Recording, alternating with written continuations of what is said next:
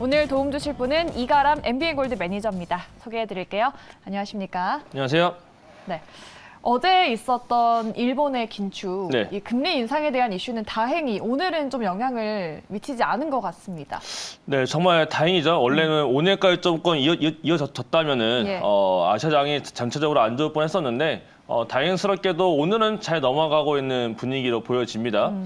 또 하나가 오늘 아침에 있었던 나이키와 그다음에 페데스의 실적 발표에 대한 내용이 생각보다 괜찮았던 걸로 보여지고요.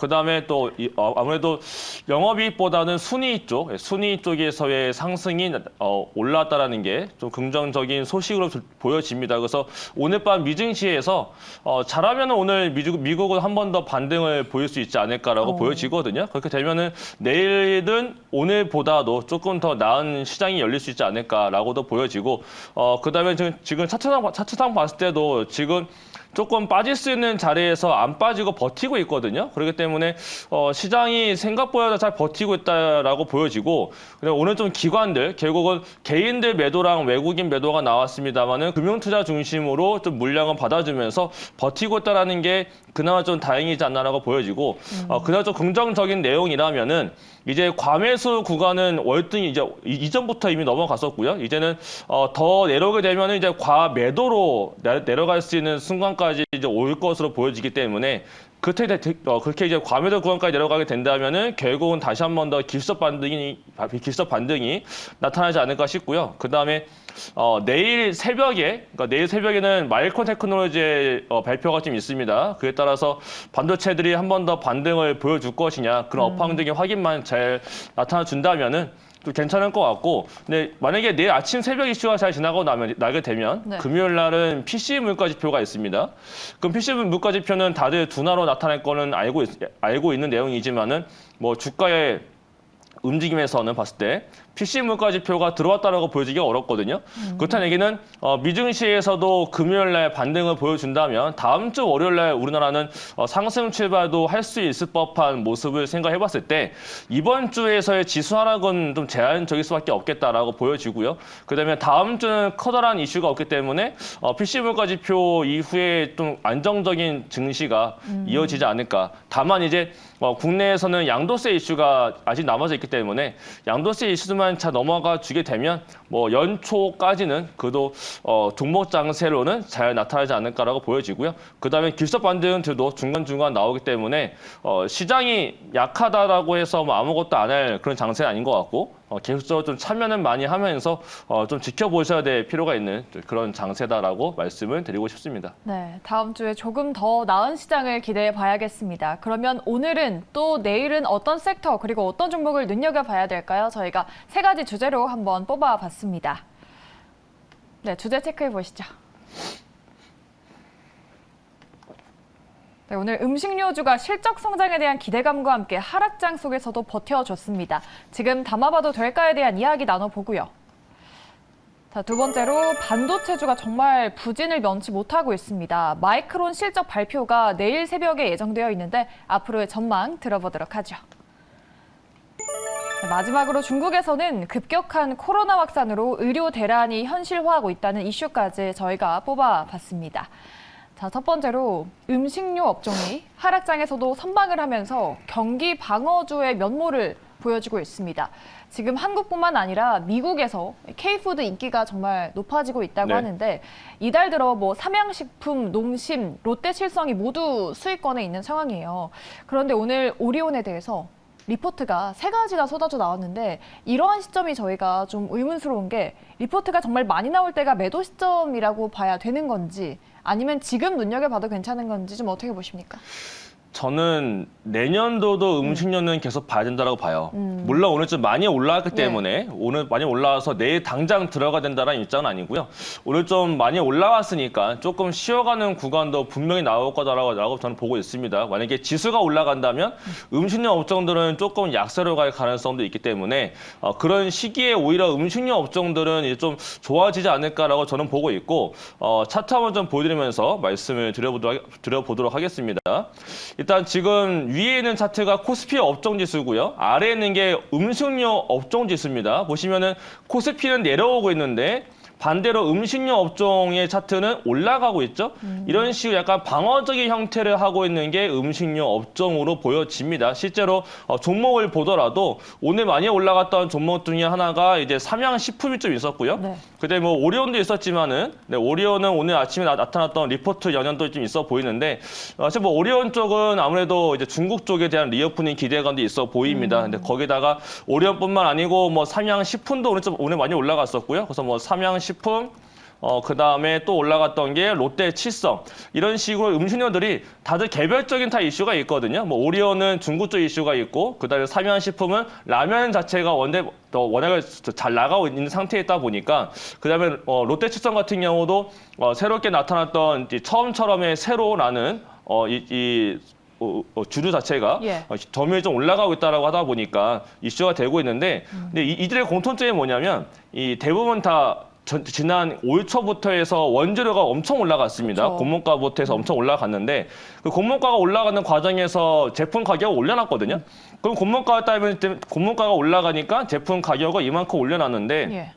여기서 원재료가 내려가는 겁니다. 그리고 달러 원도 내려오고 있죠. 근데 제품 가격은 요 위에 있어요. 그러면 여기부터 여기까지의 마진 스프레드가 발생되거든요. 그쵸. 그 여기에 따른 영업이익이 앞으로 더 발생될 가능성이 높은데 그게 이번 4분기부터 내년도까지 아마 이어질 가능성이 높다라고 봅니다. 그렇다는 얘기는 음식료 업종들은 이번에 그냥 시세가 끝난다라고 보기는 어려울 것 같고요. 다만 지금 좀 원체에 많이 올라갔고 특히나 오늘 좀 많이 올라갔기 때문에 조금 누워가는 과정이 한번 나타나게 될 겁니다. 항상 이렇게 올라간다 이렇게 누워가거든요. 이런 게 아마 위에서 나타나게 되면서 옆으로 가게 된다면은 추후에 아마 내년 초에 한 번 더 올라가는 장세가 음식료에서 나타날 가능성이 높다라고 봐요. 그렇기 때문에 음식료들은 좀 재미가 없고 관심이 없다라고 하시는 분들 같은 경우에도 이번처럼 증시가 약할 때는 방어주 역할을 하는데 환율에다가 영업이 또 이제는 내년부터 많이 올라갈 수 있는 종목들인 거니까 반대로 실적주다라고 생각을 해보시고 내년도에는 눌렸을 때 좀 관심 있게 지켜보시면은 좋은 수익도 볼 수 있지 않을까 이렇게 말씀을 드리도록 하겠습니다. 네. 식음료 업종은 내년에도 실적 성장세가 기대되면서 좀 경기 방어주 역할을 하지 않을까라고 말씀을 해드렸고요. 조금은 시각을 길게 볼 필요가 있지 않나 싶습니다. 이렇게 식음료에 대해서 저희가 전략을 짜드렸고 다음은 반도체로 넘어가 보도록 할게요. 반도체가 너무나 조용합니다, 매니저님. 네. 내년에 반도체 업황에 대한 시각차는 있지만 대체적으로 좀 내년 전망을 밝게 보지는 않는 것 같습니다. 반도체주가 어디가 바닥일까에 대한 의문이 있는데 지금이 저점이다라고 봐도 될까요? 사실 가격으로 가지고서 이 가격이 바닥입니다라고 말하기에는 예. 너무 어렵고요. 다만 이제 업황적으로 봤을 때 이제 재고 감소가 나타나게 될 것이고 감산에 대한 이슈가 이어집니다. 그래서 아마 지금 내일 마이크론 테크놀로지 같은 경우도 추가적인 감산을 하겠다라고 발표가 나올 걸로 전망이 되고 있기 때문에 지금이 안 좋은데 더 안 좋아질 수 있다라고 평가가 내려질 것 같아요. 근데 다들 아시겠지만은 지금 기대감이 아무도 없습니다. 마이크론 테크놀로지는 글로벌 IB들의 뭐 코멘트를 봐도 다 안 좋다라는 의견만 있지 좋다라는 의견이 한 명도 없거든요. 그렇죠. 그렇다는 얘기는 기대감이 아무도 없다는 얘기라서 오히려 기대감이 없을 때 만약이라도 상반기가 아니고 하반기부터 좋아질 수가 있다라고 코멘트가 올라오게 되면 이 가이던스 제시에 따라서 이 하반기에 좋아질 수 있다, 이런 좋아질 수 있다라는 키워드에 반응을 하면서 오히려 반도체들이 연초에 약간 바닥을 잡을 가능성이 좀 있어 보입니다. 그리고 실제로 이 한국은행 총재 같은 경우도 얼마 전에 뭐라고 말씀을 했었냐면 반도체 업황이 하반기부터 좋아질 것 같아서 그러면 한국의 경제도 하반기부터 좋아질 가능성이 높다라고 멘트했거든요.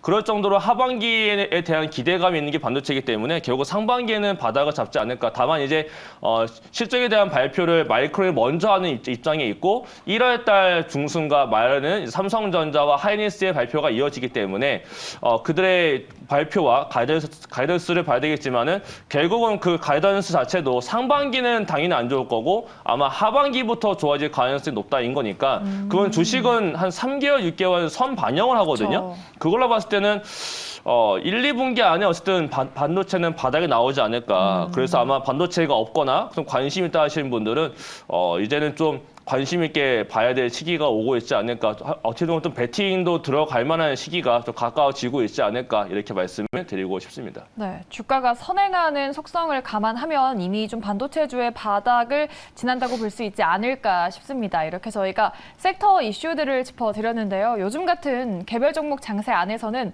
어떤 종목에서 수익 낼 수 있을지 종목을 선택하는 게 가장 중요합니다. 우리 매니저님이 오늘 어떤 종목을 골라오셨을지 내일 주목해봐도 될 종목, 바로 이 종목입니다. 일동제약을 가져오셨어요. 아무래도 요즘에 중국의 뭐 감기약, 수요 급증에 대한 이슈가 있었는데 이런 부분 때문에 가져오셨을까요?